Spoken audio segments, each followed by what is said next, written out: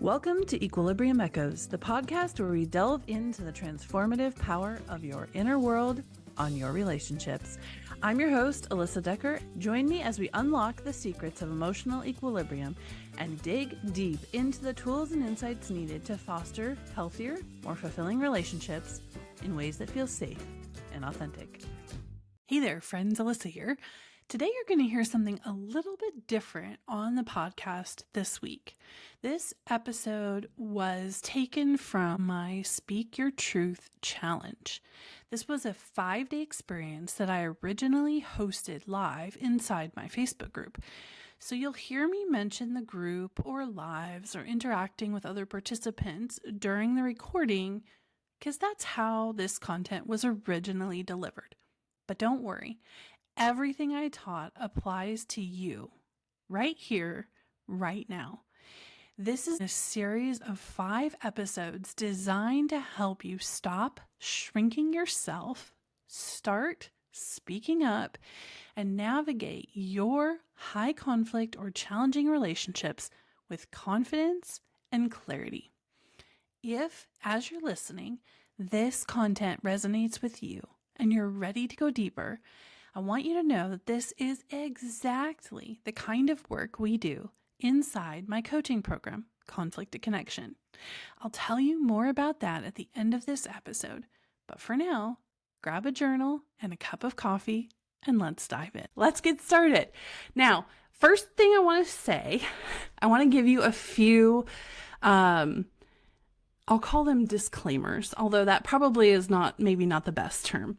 But I want to start with a few principles, a few things that I believe as a coach, pre-assumptions, I guess. I want to tell you where I'm coming from. Number one, I believe, based on all of my experience coaching and my interactions with all of you, with hundreds of women, I believe that every single one of you has tried really hard.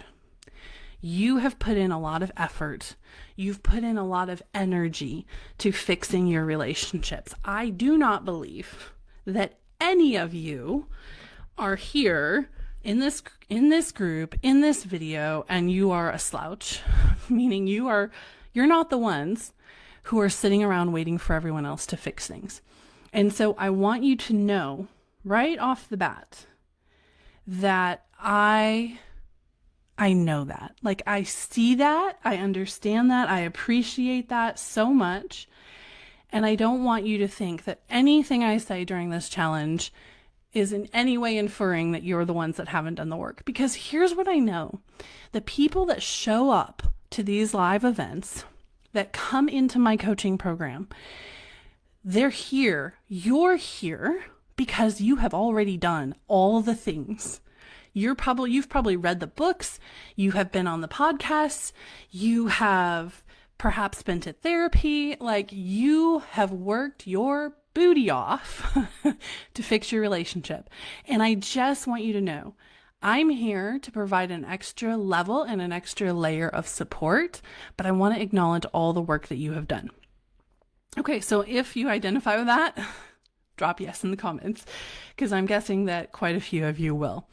All right, so that was a little prerequisite. The second one, there's only one more, and that is that around here in Peaceful Resolve Coaching, Peaceful Relationships Facebook group, we operate from the assumption, from the belief that we cannot fix anyone else, right? Drop a 1 in the comments if you're like, if I could fix that other person, by golly, I would have done it years ago, right? If I could fix them, if it was even possible, they would have been fixed years ago. Put 1 in the comments if you believe that. So I also want you to know that we're going into this challenge with that belief. We cannot fix or change anyone else. All we can do is change and fix ourselves to adapt to the circumstances that we're in, to show up differently in our relationship. And that is how we affect change. That is where our power lies. 1, 1, 1, 1, 1. Yes. Okay. All right, so those are the two things I wanted to make sure we were clear on beforehand, so we're all kind of starting out here on the same page. All right, so a brief introduction. For those of you who don't know me, I see a couple of my clients here in the chat. But for those of you who don't know me, which is a lot of you, my name is Alyssa. I live in Central Texas. I have 5 kids. My oldest is 19. My youngest is 4. So I have all of the ages and stages. I was literally teaching a child to drive at the same time I was potty training a child. Not so sure I recommend that, but it is a beautiful life and I love every minute of it. So I am a relationship conflict coach. I got here to this place where I'm doing what I do today because I was in a 19-year abusive relationship. And it took me 15 of those 19 years to even acknowledge or to begin to understand what was really going on. I grew up in a really conservative Christian environment, and the messaging that I heard growing up was marriage is hard, but divorce is not an option.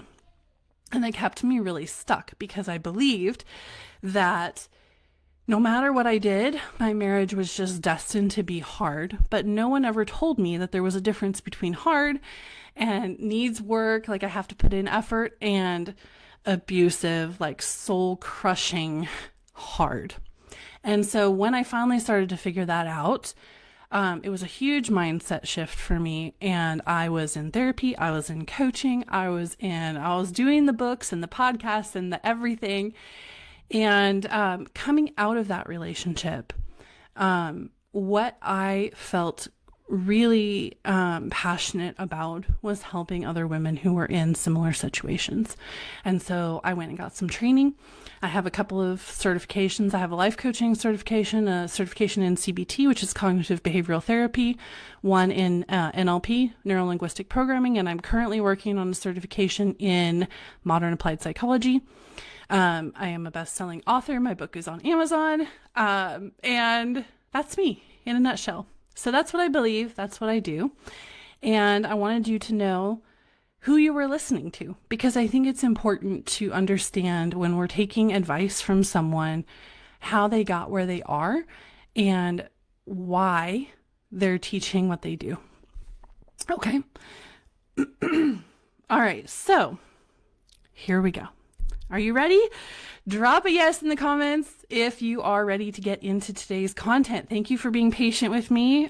We will not have 15 minutes of introduction tomorrow. We're going to get straight to it. But we're getting to know each other, so we had to cover a few things. All right, here we go. So today's topic is how to overcome the fear of speaking up and finally start using your voice. Robin, my book is titled Relationships Are Hard and Other Lies I Believed.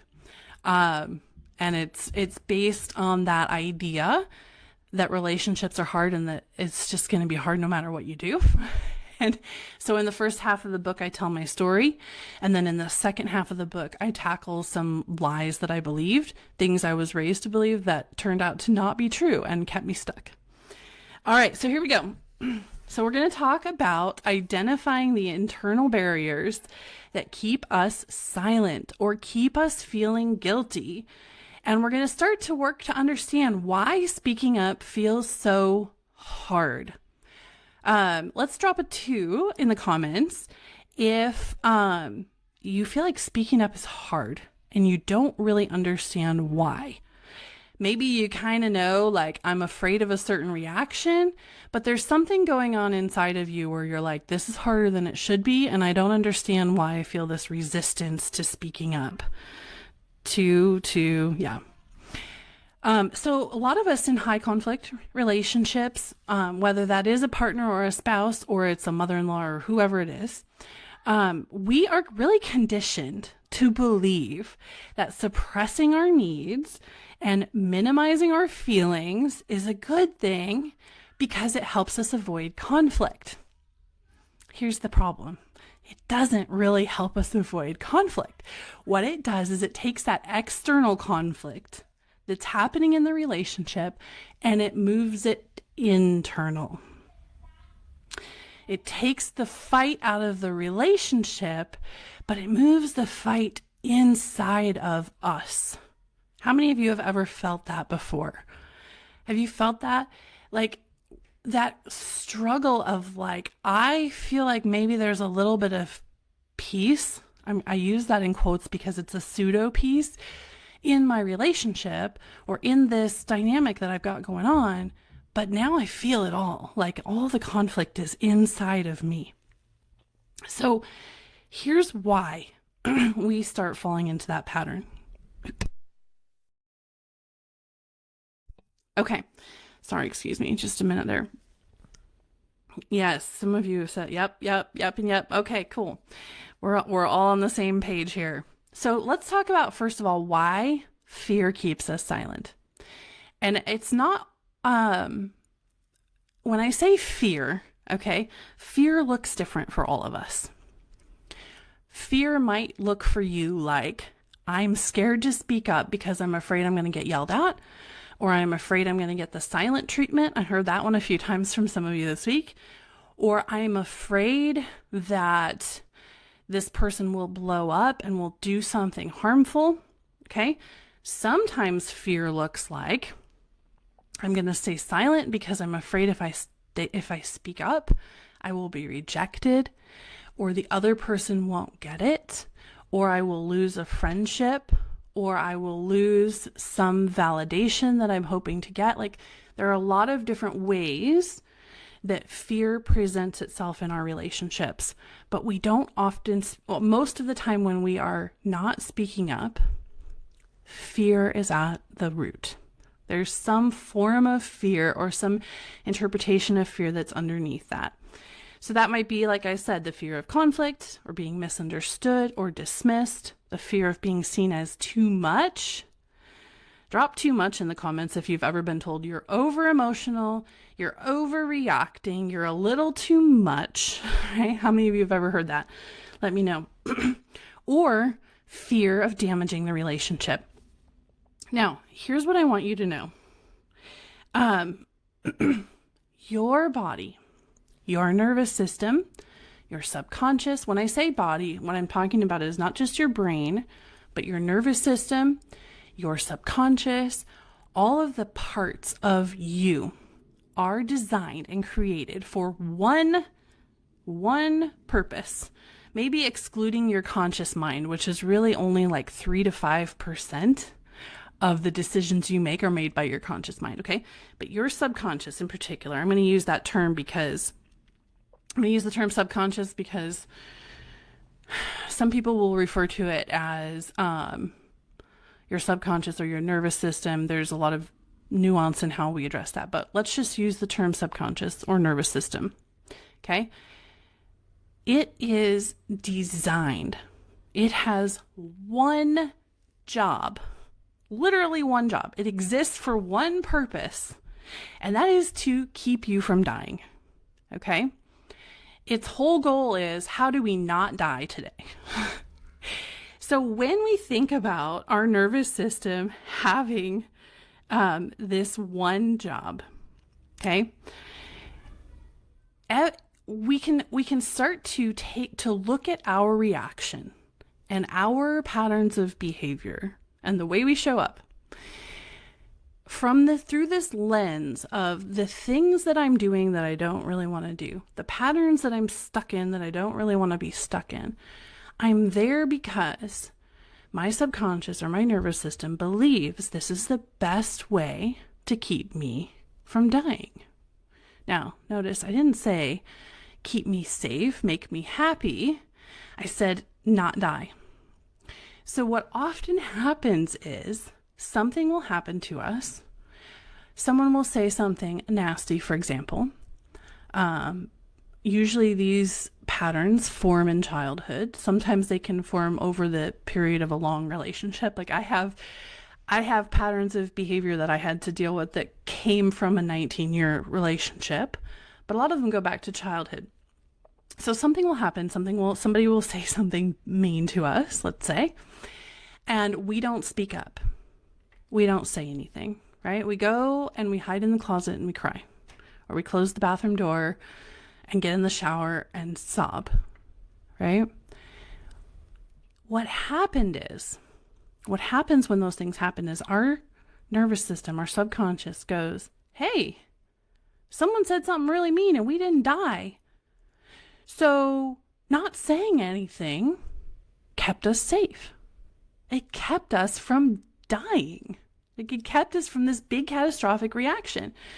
Now, our nervous system doesn't know the difference between we didn't die and like maybe there's a better response, right? All it knows is died, didn't die. And everything that was didn't die is good. So the next time that scenario comes up, your nervous system, your subconscious is like screaming at you, whether you're aware of it or not. Don't speak up, because last time we didn't speak up and we didn't die. So let's not die today, right? So even pain, even a painful experience or an adverse situation, adverse reaction can feel like safety to your nervous system. The most scary thing to your nervous system and your subconscious is the unknown. So you will always you will always default toward the response that meant you didn't die previously over trying something new. And this is why we get stuck in these cycles, and it's so hard to get out, because even though we know consciously what we should do, or we want to try something different, we're dealing with that self-sabotage of our nervous system going, no, we got to stay safe. And safe is what's familiar because we didn't die. Okay? Did that make sense? Let's go with 3. I think we're on number 3. Drop 3 in the comments if that made sense for you. If you had this, that makes so much sense kind of moment. I hope I can give you many of those this week. That was a big one for me. I'm seeing some 3s. Okay. So we all already know, right? Our conscious brain, the decision-making analytical part of us, knows that there is a very real cost to staying silent. Where our resentment builds, our frustration levels increase.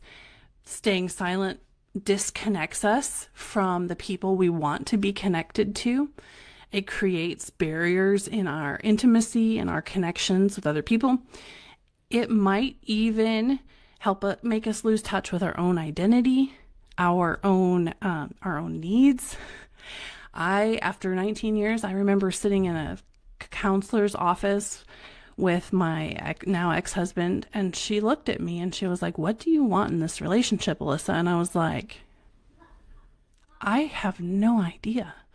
Like, I genuinely could not tell her what I even wanted, because I had lost so much of myself and my identity in this relationship, largely because I stopped speaking up for myself. And this cycle that we create when we do this, we're silent, so we get more frustrated, or we have more and more unmet needs.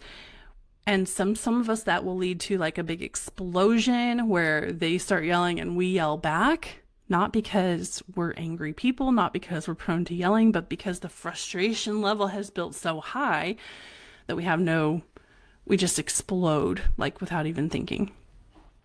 Okay, so let's talk about how we change it. Now that we're kind of understanding why we get stuck in these cycles, let's talk about changing it. Now, here's the most powerful thing. If you catch one thing from this whole training today, this is what I want you to catch.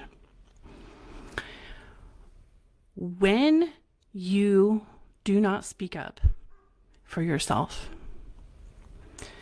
your body interprets that as self-betrayal. When you shove your own needs and your own emotions and your own feelings in a little box, or you go cry in the closet and you don't defend yourself, you don't speak up for yourself, your body interprets that as self-betrayal.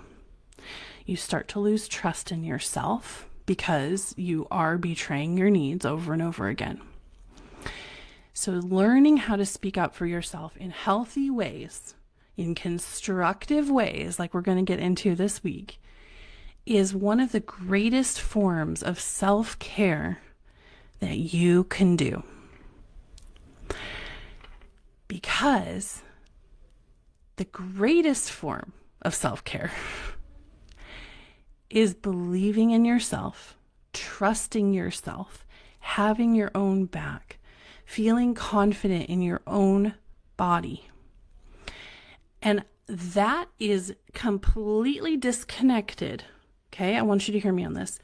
That is completely disconnected from how you actually talk, the words that you actually use. In other words, here's what I mean. I can have my own back. I can support myself. I can be caring for myself. And I can make a choice in certain situations to keep my mouth shut. The difference is when I'm coming from this place of I support myself, I believe in myself, I have my own back, I'm coming from a place of choice and a place of empowerment. So in other words, here's what it looks like. Okay. Let's say that I am in a situation, I'm just going to give you a real life example, okay, from my personal story. I try very hard not to share, well, I don't share stories from clients without their permission. So I tend to use a lot of examples from my own life. Even though I could use a dozen examples from clients, I want to always respect their privacy. So that's why I talk about myself and my stories a lot. So my ex-husband was a yeller. He was a screamer, and he would often yell and scream, kind of in general. Like it was kind of like he screamed to make his voice heard, whether there was a person that was the object of that or not. What I learned is, because in these relationships, we're coping, we're surviving, we're staying alive, right? Sometimes that's all we can do, and that's okay. So he would, if I refused to take the brunt of his yelling and screaming, in other words, if I refused to allow him to yell and scream at me, he would then turn and yell and scream at the kids. Okay? So I made a choice that I would take it, right? I would stay silent in that particular scenario for that period of time in order to protect my kids. But that is completely different from feeling as though I had no choice and allowing him to yell and scream whenever he chose and staying silent because I felt like I couldn't say anything. In other words, I reached a place where when he would yell, I would allow him to yell in my general direction instead of yelling at the children. And my thought was, I am empowering myself right now with a choice to remain silent. It's my choice. I could speak up, but right now I know the safest option is to be quiet. Okay? That felt completely different in my body than 5 years previous when he would yell and I would think to myself, I hate this, I have no choice, what should I say, what should I do, how can I defend myself, like I wish he would quit yelling, like I just want to yell at him, but I'm so afraid of what will happen if I do that. So you see the difference? Okay, drop 4 in the comments if you see the difference. So staying silent has a choice, has a price, okay? But not every scenario will require you to speak up. What's most important is that you empower yourself with choice and you start realizing that in every scenario, you get to choose. So even if your choice is to be silent, we're going to reframe that and say, my choice right now is to be silent. Okay? And that's how we stop betraying ourselves, whether we choose to speak up or whether we choose to be silent. That's how we start building that confidence and that trust in ourselves again, even if there are patterns in our relationships that we can't directly address right at this moment. Okay? So the shift here is, first of all, I get to choose. No matter what, I get to choose. Drop the word choice in the comments. If you get this, I get to choose. I get to choose. If you're in my coaching program, you can feel free to comment and tell them if you believe if this is true, because I say this I think I say this every single coaching call. You always get to choose. I get to decide if I'm going to get off this call and go murder my neighbor and bury them in my backyard. Would that be a good choice? No. Would I end up in jail? Yes. Should I end up in prison? Absolutely. 100% I should. Would that make me a terrible person? Yes. I have that choice. Okay? I have a choice not to feed my kids anymore. Is that a horrible choice? Yes. Will my kids get taken away from me? Yes. And they should. Okay? But I have a choice. Every single thing that you do, getting out of bed is a choice. Washing the dishes is a choice. Going to work is a choice. Staying in your relationship is a choice. And you may not feel like you have a choice, but I want you to start taking back the power of your choice, because you do have a choice. And that choice may not result in any different actions, but you have a choice. When you empower yourself with that, it's huge. Okay, the second mindset shift that we're going to practice today is recognizing that we are not responsible for anyone else's reactions. Okay? Not only are we not responsible for anyone else's reactions, we are completely incapable of controlling anyone else's reactions. In my marriage, in my relationship, I learned exactly how to make those yelling outbursts, those unfortunate, angry sessions that would last for hours. I learned how to space them out as much as I possibly could by walking on eggshells, by saying all the right things, by carefully weighing every word I said, right? Only saying things if he was in just the right mood that he might be able to hear it. But it was inevitable. Like, he was at some point going to have the big explosion, no matter how carefully I tiptoed around. Because I might be able to delay his response or his reaction, but I couldn't change it. Okay? So I want you to consciously today release yourself from the responsibility of controlling the other person's reaction. And you can frame that to yourself differently by reminding yourself, I am choosing, there's that choice again, right? I am choosing to speak up. I'm choosing to be silent. I'm choosing to weigh my words. I'm choosing to avoid the explosion, whatever it is, okay? Whatever your choice is. And then reminding yourself, and the reaction or the response that I get in response to my choice is not my responsibility. Okay, whatever they choose to do, whatever they choose to say is their choice. And most likely they were going to have that choice and that response anyway, regardless. Okay? Now, when we talk about speaking up for ourselves, I want you to know we're not necessarily talking about confrontation. There are many times in these relationships where there is no point in having the confrontation again because you've already had it and you already know what the response will be. When we speak up, we should be speaking up for the purpose of connection.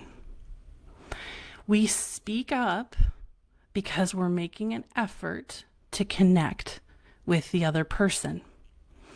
So when you are making that choice about whether or not you speak up, I want you to start making that choice based on, is there a possibility in this moment that the other person will be able to hear me and we will be able to make a connection with each other? And if there is no chance of connection, and you already know this, right? You already know your person. You already know in what moments they might be able to hear you and in what moments they're not going to be able to. If there's no chance of connection, we're going to make the choice not to speak up. Why? Because that's like throwing yourself in front of a moving bus, right? We're not about that. But if there's a chance of connection, those are the moments when we choose to speak up. With the understanding that we cannot control their reaction, we're making our own choice to empower ourselves to move in the direction that we want to go and giving the other person the opportunity and the invitation to come along with us. Okay. Drop a 4. I think we're on 4 in the comments if you're tracking with me on that. Okay. So one last point for today. Before you can do any of this, Wendy says it's like a breath of fresh air. Patricia, we always have a choice. Yes, we have choice. I can't even tell you how mind shifting, and I still use this, guys. I still use this years later. It just happened last night. I was in the laundry room, and my daughter was supposed to do laundry, and she hadn't done laundry. And I went into that laundry room with a bad attitude. My attitude sucked because I was like she didn't do her job, and now I have to do the laundry. I use that I have to do the laundry because we need clean clothes, right? And I realized I stopped myself because I've been practicing this, and I went, Alyssa, you do have a choice. You could let everyone wake up tomorrow and not have the clothes they need for school. And you know what? No one would die. But you're choosing to do the laundry because of the way that Monday morning will go if you do the laundry, right? It changed my whole attitude about the laundry. Okay, that was a side note. But it's powerful. All right, so before we can do any of this, we have to lay the right foundation. So here's the foundation. First of all, first and foremost, you cannot speak. You cannot start speaking up for yourself. You can't even effectively decide if the right choice is to speak up or not if you don't actually know what you want. If you haven't actually acknowledged the truth to yourself, if you're not clear on what is my objective in this relationship, what am I hoping will happen here? So we have to get clear on some of those things before we can start implementing and acting upon our choice and practice speaking up. So we're going to ask questions like this, and some of this is in your homework that you will get. You may already have it in your email. Questions like this: what do I truly feel? What do I really feel in this relationship? And your immediate reaction is probably going to be what you should feel or what you've been told you should feel. Okay. No more shoulding ourselves. We should ourselves to death. Okay. And we have to stop. We have to stop shoulding ourselves into silence, shoulding ourselves into speaking up, right? I have to be really careful how I pronounce that. But no more shooting yourself into the closet where you cry by yourself, right? We're going to start empowering ourselves with choice. So what do you really feel? Be honest with yourself. Not what you should feel. What do you really feel? What do you really need? Not what is the easiest thing to ask for. Not what is the low-hanging fruit that I think I might have a chance of actually getting, but what do I actually need from this relationship, or in general, in my relationships, plural? Where have I been silencing myself? I want you to start identifying some areas where you have been silencing yourself and blaming the other person. Like, I'm afraid of their reaction. And instead of taking responsibility, I am choosing to stay silent. You have been blaming them. I can't speak up because they will yell. I can't speak up because I will get the silent treatment. You've been disempowering yourself. Okay. So recognizing what you really want and where you've been holding yourself back is the foundation work that we have to do in order to start empowering ourselves with choice. Thanks so much for tuning in today. If this episode really hit home and you're thinking, I need more of this, I would love to invite you to reach out and ask me more about conflict to connection. It's my signature program where we take this work even deeper. We turn your breakthroughs into lasting change with tools, coaching, and support every step of the way. Send me a message on Instagram or Facebook, or email me at alyssa@coachingwithalyssa.com. Check all those links in the podcast notes below. And I'd be honored to hear from you and walk with you on this journey. I'll talk to you soon. Scratch that talk to you soon part. I'll see you soon in the next episode of Equilibrium Echoes.